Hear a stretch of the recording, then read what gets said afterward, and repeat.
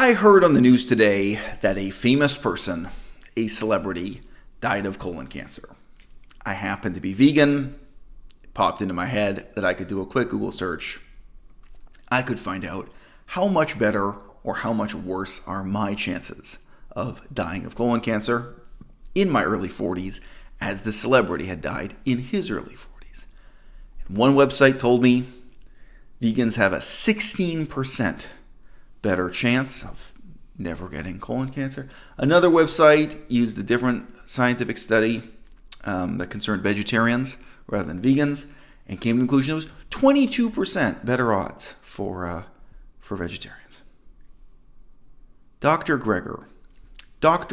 Michael Greger, the leader of nutritionfacts.org, with his budget of over $2 million per annum, has a website that opens with the bold declaration that 70% of cases of colon cancer are avertable. And then the very next sentence is an equally bold declaration that a vegan diet can help you avert, prevent, and even reverse colon cancer. No, it doesn't tell you that your odds are 70% better. It doesn't tell you that. It doesn't even insinuate that. The 70% statistic, however, is the only statistic in the article. You never get the 16%, you never get the 22%, you never get any other number to help you calibrate your expectations for how great the health benefits of a vegan diet are supposed to be. No. 70%. And then this vague but passionate assurance that this has some dramatic health benefit. The whole article is written in what we would call weasel words. That's a Wikipedia term, or it's a term popularized by Wikipedia. It is written in a manner that is obfuscatory, misleading, and that uses science in such a dishonest way that it becomes pseudoscience. This was not my only experience with Dr. Michael Greger today. Today, I saw a video on his channel that assures you that the cause of acne is dairy and meat in the American diet. Until recently, for example, only a weak association has been accepted for the role of milk and dairy products in acne formation. But there is now substantial evidence supporting the effects of milk and dairy products as enhancers of acne aggravation. More than 85% of teens in Western countries exhibit acne. This implies that the majority of our population is living with overactivated TOR signaling, a major disease-causing factor. So, early dietary counseling of teenage acne patients is thus a great opportunity for dermatology, which will not only help to improve acne, but may reduce the long-term adverse effects of Western diet on more serious TOR-driven diseases. Whereas on the island of Okinawa, nobody has acne. But it's considered a disease of Western civilization, meaning in some places, like Okinawa, it was rare or even non-existent. Constantly insisting that veganism is the solution to the problem of acne, as evidenced by the population of Okinawa, who are not vegan. No significant percentage of the people of Okinawa are vegan. Most of the vegan restaurants in Okinawa are for white Western tourists who are there to swim at the beach, or who work at the American Air Force Base, or whatever. The people of Okinawa are not vegan. There's already this bizarre form of lie and deception built into holding up Okinawa as an example or a paragon of the health benefits a vegan diet can bring into your life. People of Okinawa have acne. It is just absurd to pretend. Both halves of that equation are completely false. Like, you want to argue, you want to insinuate vegan diet equals no acne. So you then say people of Okinawa eating the Okinawan diet, right? No acne. It's all completely false. Go to Google Maps, and you can just use Google Translate. Put in the Japanese term for dermatologist or acne clinic in particular.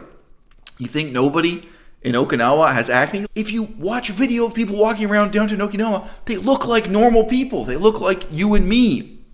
And you're also going to see McDonald's restaurant. You're going to see all kinds of modern, unhealthy food. The Japanese diet and the food being sold on the street, visible from sidewalk level, it's not vegan and it's not healthy. The people of Okinawa are not paragons of good health. And even if they were, they're not vegan. This YouTube video insinuates and obfuscates and uses the most dishonest weasel words imaginable to try to lead the audience to the conclusion that if they have acne, it's because they're eating a non-vegan diet, and that a vegan diet will cure acne, but it never says those words. It never says that veganism will cure acne. He shows a series of screenshots of scientific studies. He doesn't tell you how those scientific studies relate to the thesis he's presenting, right? This is like, again, it's the use of scientific facts to create a scientific fiction. It's the abuse of science as pseudoscience, right? He seems to know what he's talking about, and he seems to just have this vague conviction that acne is linked to the diseases of the decadent West, and these diseases of the decadent West are caused by a non-vegan diet, and they're cured by a vegan diet, so you fill in the blanks. And the people of Okinawa, they allegedly don't have acne, right? And they have, what is the diet in Okinawa? Do people in Okinawa eat fish? Do people in Okinawa eat at McDonald's? Do people in Okinawa have dermatologists? If you go to Okinawa and just leaf through the newspaper, are you going to see ads for acne cream? Do you think in the pharmacies of Okinawa they're not selling? No? Oh, yeah, right. Never mind. This is a hoax. This is a scam. And there were millions of dollars involved. There's also a long-term process whereby the vegan movement is discredited by the people who are making the most money out of propounding veganism. You know my steez, no intro, no outro, just real talk. A few people were mortified and scandalized that I, as a vegan, as an aspiring vegan activist, that I would criticize Dr. Michael Greger for the brutal financial reality that they are collecting $1.5 million per year in round numbers, about $1.5 million per year in donations in order to produce YouTube videos.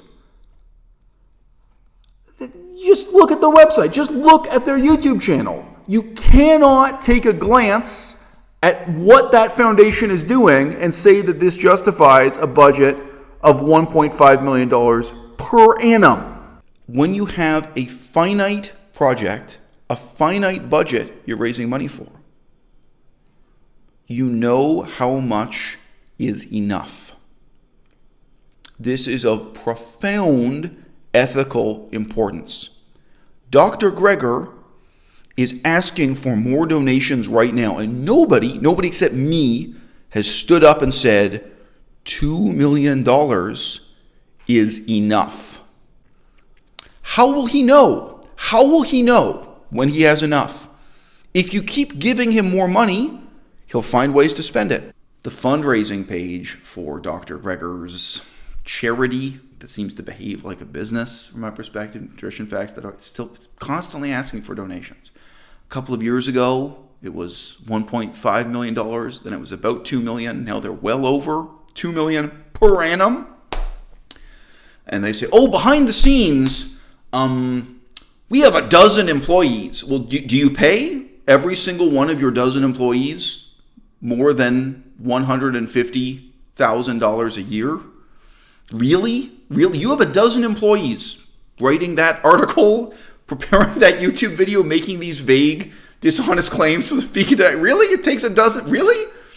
This is an organization that, as it pushed from $1.5 million to $2 million to above $2 million per annum in income, they never had the shred of intellectual integrity you would need to say the honest truth about any of these things. And I've seen the damage done. All right? I have known people who were misled by promises that the vegan diet would cure their acne. And it doesn't. It doesn't work. What happens? What happens when you have a political movement that's based on false promises? What happens when the loudest and best funded voices in your movement earn their living through over-the-top, exaggerated promises and hyperbole? There are a whole lot of people in the vegan movement telling you the reasonable truth about the diet, about the ethics, about the impact on the environment. They don't have $2 million a year to spend, right? And I feel that we as a movement, we don't have $2 million to lose. I mean, really, people like to disrespect my crew, but the fact is that you know my name and I don't know you.